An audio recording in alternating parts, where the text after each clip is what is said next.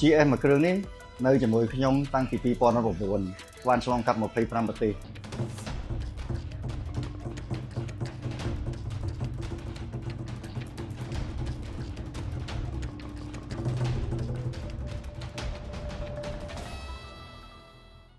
តែក្នុងនោះយើងធ្វើដំណើរជាមួយគ្នាក្នុងដំណើរជំហានថ្មីឆ្ពោះទៅកម្ពុជាអស់22ប្រទេសហើយយើងបានទៅដល់ប្រទេសភូមាតាំងពីប្រទេសភូមានៅបើកនៅឡើយហើយខ្ញុំដាក់ឈ្មោះម៉ូតូនេះថា Maya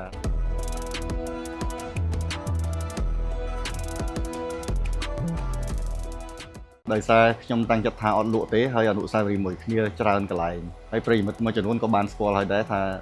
Maya ជាអ្នកណាអ្នកជិះម៉ូតូ100នាក់គឺ set up ម៉ូតូខុសគ្នាទាំង100គ្រឿងនេះគឺជាចំណងចំណូលចិត្តរបស់ខ្ញុំចូលចិត្ត set up ម៉ូតូដែលមាន GPS ច្រើនដោយសារភាគច្រើនខ្ញុំនាំក្រុមហើយនឹងមួយចំនួនទៀតខ្ញុំធ្វើដំណើរ adventure ទៅប្រទេសឆ្ងាយៗអញ្ចឹងទេផែនទីគឺសំខាន់ក្នុងការត្រៀមដំណើរទៅមុខជានិច្ចរបស់ខ្ញុំហើយនេះគឺជាការរៀបចំរបស់ខ្ញុំ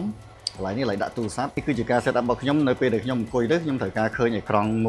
3 4នេះជាក់ស្ដែងចំណុចនេះក៏ខ្ញុំអត់សូវបានបើកវាចោលរហូតដែរខ្ញុំបើកទៅជា map វិញដោយសារ map ខ្ញុំប្រើពី system map មួយនេះគឺជា map របស់ Garmin ហើយ map មួយនេះគឺជា map របស់ Google ហើយខ្ញុំប្រើ map មួយនេះគឺជា map offline ហើយខ្ញុំជឿថាបងប្អូនទាំងអស់គ្នាច្បាស់ជាប្រើកាបូបនៅលើធុងសាំងនេះហើយបើមិនប្រើយើងរកវិធីផ្សេងតែសម្រាប់ចំណងចំណូលចិត្តរបស់ខ្ញុំចង់បានកាបូបអញ្ចេះដោយសារខ្ញុំទុកសម្ភារៈដែលប្រើប្រាស់ផ្ទាល់ខ្លួនដូចជាកាបូបលុយ passport ឯកសារមួយចំនួនសម្រាប់ធ្វើដំណើរតាក់ទងទៅនឹងម៉ូតូដូច្នេះដើម្បី make sure ថាខ្ញុំអត់ភ្លេចហើយកូនសោម៉ូតូក៏យើងអាចដាក់នៅក្នុងហ្នឹងដែរតែជាទូទៅកូនសោម៉ូតូខ្ញុំចូលចិត្តពាក់ដោយកដោយសារពេលយើងធ្វើដំណើរទៅណាមកណាវាអត់ភ្លេចបាត់បងប្អូនអរគ្នាមកមើលការ design ជើងដកអង្តែននេះខ្ញុំឲ្យមិត្តភ័ក្តិគាត់ design ជើងចេះមានជើងកម្រដើម្បីការពារការធ្លាក់ចុះ clip នេះផ្អោបភ្ជាប់អត់មានលក់នៅលើទីផ្សារទេដោយសារខ្ញុំចង់ឲ្យវា design ពិសេសវានៅគៀកចេះណាហើយនៅពេលបត់មកវាអត់ទៅនេះគឺជា clip របស់ Insta 360ខ្ញុំចូលចិត្តប្រើវាដោយសារវាងាយស្រួលដកនិងដាក់កាលពីមុនយើងចូលត្រូវល្វីវាឥឡូវងាយស្រួលដាក់ហើយការហូតចេញមកវានៅគៀកដៃយើងចង់ចុចថតក៏ងាយស្រួល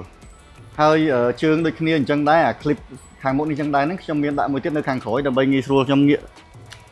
ទោះបីជាខ្ញុំកំពុងតែជិះក៏ខ្ញុំអាចសេរីប្លង់កាមេរ៉ាយកទៅដាក់ក្រោយនេះបានដែរដងកាមេរ៉ានេះក៏ខ្ញុំឲ្យគេ design ពិសេសដែរគឺដាក់កវលសម្រាប់ចងទង់ជាតិបាន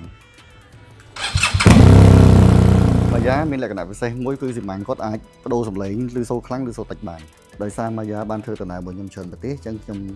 រៀបទង់ជាតិជាឡាញមួយនៅក្នុងធុងនេះជាប្រទេសដែល Maya បានឆ្លងកាត់ហើយនៅលើធុងរបស់ Maya ខ្ញុំបិទ sticker ដែលតំណាងឲ្យក្លឹបក្រុមសំខាន់ៗដែលយើងបានជួបប្រទះក្នុងពេលធ្វើដំណើរកន្លងមកដូចជានេះជា sticker នៅទី3ជា signature របស់ទី3ផ្លូវមួយនៅខាងទី3ដែរផ្លូវ318នេះដែលភាសាចិនគេថាម៉េចខ្ញុំអត់ចេះទេបងប្អូនចេះចិនជួយប្រាប់ផងហើយភាសាអង់គ្លេសគេថា go in your life បែរថាគេចង់និយាយថាមកជីវិតទៅក៏បានម្ដងបាទដូចបងប្អូនឃើញ sticker អត់ទេនេះសុទ្ធតែជាតំបន់ពិសេសនៅខាងអឺរ៉ុបនៅ Swiss តំបន់ដែលខ្ញុំឆ្លងកាត់ដូចជាថៃឡាវអ៊ីរ៉ង់មួយចំនួននេះក៏នៅចិនតូគីខ្ញុំមិនភ្លេចទេទង់ជាតិខ្មែរទង់ជាតិនេះខ្ញុំចងអញ្ចឹងដោយសារវាអំណោយផលដែរទំហំរបស់ទង់ជាតិហើយបើកមកគឺជាផែនទីដែលជាចម្លើយសម្រាប់ប្រាប់គេថានៅពេលដែលគេសួរថាស្រុកខ្មែរនៅកន្លែងណាខ្ញុំបង្ហាញគេពីផែនទីស្រុកខ្មែរសុវត្ថិភាពជាចម្បងបងប្អូនខ្ញុំជ្រើសយកឌីសប្រាំងដែលវាធំជាងឌីសប្រាំងរបស់រោងចក្រ design មកដូច្នេះប្រសិទ្ធភាពរបស់ការចាប់ប្រាំងគឺវាមានប្រសិទ្ធភាពជាងបងប្អូនសូមចំណាប់អារម្មណ៍ទៅលើយ៉ាន់កង់នេះខ្ញុំក៏កំងពិសេសដែរដោយសារស្រឡាញ់ពេកអញ្ចឹងក៏កំងពីអ៊ីតាលីមកយ៉ាន់កង់នេះសំបីកម្មមួយនេះពណ៌សកម្មមួយនេះពណ៌ខ្មៅសមួយខ្មៅមួយសមួយខ្មៅមួយហើយក្បាលកម្មនេះគឺពណ៌ពិសេសជាមួយនឹងដុំហើយយ៉ាន់កង់នេះម៉ាក Kineo អាចកំបាំងមួយដែលខ្ញុំចង់ប្រាប់បងប្អូនកាលដែលខ្ញុំជិះពីអឺរ៉ុបមកស្រុកខ្មែរហ្នឹងគឺខ្ញុំប្រើកង់លេខ180ហើយក៏ខ្ញុំចូលចិត្តប្រើដែរមកដល់ឥឡូវនេះគឺខ្ញុំប្រើកង់លេខ180ដូចគ្នាទាំងអស់គឺ55វង17តែលេខ180ដោយសារវាពទាវាធំជាងកង់ GS ធម្មតាដែល GS ធម្មតាតែ170ទេត្រង់ខាងមុខនេះខ្ញុំ design ដាក់ឈ្មោះខ្ញុំហើយប្រភេទឈាមដឹងថាមូលហេតុអីបានគេដាក់ប្រភេទឈាមអញ្ចឹងដោយសារបើយើងជិះម្នាក់ឯងពេលដែលយើងមានគ្រោះថ្នាក់អញ្ចឹងខាងពេទ្យគេងាយសង្គ្រោះបន្ទាន់ដោយគេដឹងថាឈាមយើងប្រភេទអីហើយភ្លើងនេះគឺខ្ញុំដាក់ឈ្មោះវាថា life saving clear water ពេលយប់ចាំបាច់ណាស់ហើយមិនថាតែពេលយប់ទេពេលថ្ងៃក៏ចាំបាច់ដែរដោយសារវាអាចឲ្យអ្នកដែលជិះម៉ូតូផ្លូវជាមួយយើងមើលឃើញយើងពីចម្ងាយបងប្អូនសម្ភារៈទាំងអស់នេះគឺគេហៅថាឈុត តែងរបស់ BMW 719អ្នកដែលជិះ GS គាត់ដឹងហើយនេះគឺសម្រាប់បងប្អូនដែល